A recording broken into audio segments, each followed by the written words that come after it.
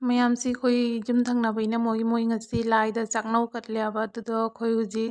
ꯍꯦꯟꯖꯥꯡ ꯅꯥꯄꯤ ꯁꯦꯝꯕ ꯆꯥꯛ ꯊꯣꯡꯕ ꯌꯥꯎꯕ ꯂꯥꯛꯏ ꯋꯥꯔꯤꯅꯨꯅꯤꯅ ꯉꯥꯡꯉꯩꯗꯣ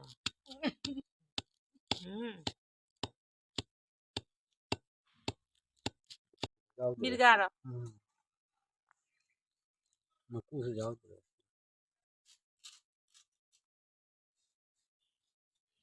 ꯁꯤꯅ ꯉꯧꯊꯣꯡꯒꯤ ꯀꯣꯕꯤꯒ ꯃꯨꯂꯥ ꯃꯅꯥ ꯀꯩꯀꯩ ꯇꯧꯅ ꯈꯔ ꯉꯥ ꯊꯥꯎꯒ ꯉꯧꯔꯅꯤ ꯁꯤꯅ ꯉꯥ ꯊꯣꯡꯕꯒꯤ ꯃꯆꯪ ꯂꯩꯔꯦ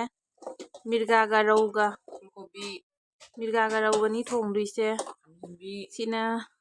ꯏꯔꯣꯟꯕꯒꯤ ꯃꯊꯦꯜꯒꯗꯤ ꯌꯥꯝ ꯇꯧꯔꯔꯣꯏꯗ ꯑꯗꯨꯝ ꯂꯥꯏꯒꯤ ꯀꯥꯏꯗꯅꯕ ꯁꯤꯁꯦ ꯑꯗꯨꯝ ꯌꯨꯝ ꯂꯥꯏꯗ ꯆꯦꯡ ꯈꯔ ꯀꯠꯅ ꯈꯣꯏꯔꯝꯃꯦꯕ ꯆꯥꯛꯅꯧ ꯀꯠꯄꯒꯤ ꯑꯗꯨꯗꯣ ꯉꯁꯤꯁꯦ ꯕꯟꯗ꯭ꯔꯥ ꯑꯣꯏꯅ ꯇꯧꯔꯦ ꯃꯤ ꯃꯌꯥꯝ ꯑꯃ ꯈꯔ ꯑꯗꯨꯝ ꯃꯤ ꯈꯔ ꯍꯥꯏꯔꯦ ꯌꯨꯝꯀꯣꯛꯀꯤ ꯑꯃꯃꯝ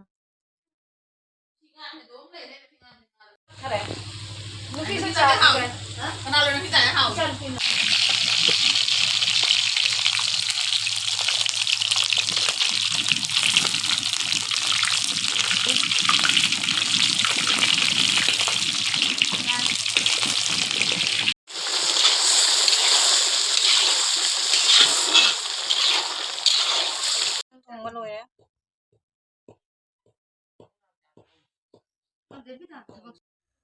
ꯁꯤꯅ ꯂꯝꯂꯥꯏꯗ ꯆꯥꯛ ꯊꯥꯟꯅ ꯀꯠꯂꯦ ꯏꯆꯥꯅꯨꯄꯤꯅ ꯑꯃꯨꯛꯅꯦ ꯃꯃꯥꯟꯅꯕꯤ ꯑꯅꯤ ꯄꯨꯔꯛꯇꯣꯔꯤ ꯍꯥꯏꯌꯦ ꯍꯦ ꯇꯟꯖꯥꯁꯤꯒ ꯃꯥꯁꯨ ꯍꯩꯔꯥꯡꯅꯤ ꯀꯟꯅ ꯖꯨꯔꯥꯡ ꯍꯧꯔꯤ ꯃꯤ ꯃꯃꯥꯡꯗꯨꯒ ꯄꯨꯔꯛꯀꯅꯨ ꯍꯥꯏꯒꯗ꯭ꯔꯣ ꯍꯤꯟꯖꯥꯡꯁꯤꯗꯤ ꯍꯥꯏꯕꯅꯤ ꯃꯆꯥꯅ ꯃꯍꯤ ꯈꯔ ꯉꯥꯡꯁꯤꯅ ꯍꯥꯏꯕ ꯃꯍꯤꯗꯣ ꯑꯣꯏꯅ ꯍꯥꯏꯕꯅꯤ ꯍꯋꯥꯏ ꯈꯛꯇꯪ ꯊꯣꯡꯒꯗꯕꯅꯤ ꯁꯦ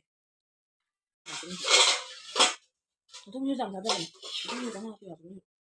ꯃꯃꯥ ꯇꯥꯗ ꯄꯨꯊꯣꯛꯀꯦ ꯇꯧꯕ ꯅꯪ ꯇꯧꯒꯦꯔꯥ ꯁꯪꯒꯦꯔꯥ ꯍꯧꯗꯣꯡ ꯄꯔꯦꯡ ꯊꯝꯃꯣ ꯅꯪꯅ ꯐꯨꯜꯀꯣꯕꯤ ꯆꯥꯒꯗ꯭ꯔꯥ ꯈꯪꯗꯦ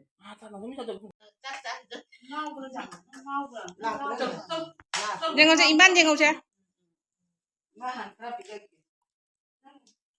이때는 비밀은 누가 있지? 이때기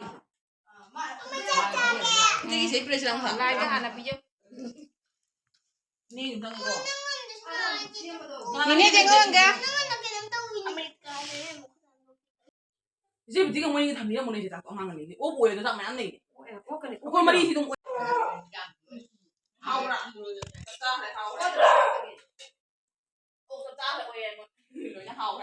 qua không thấy đâu đi đây sao đây thôi ok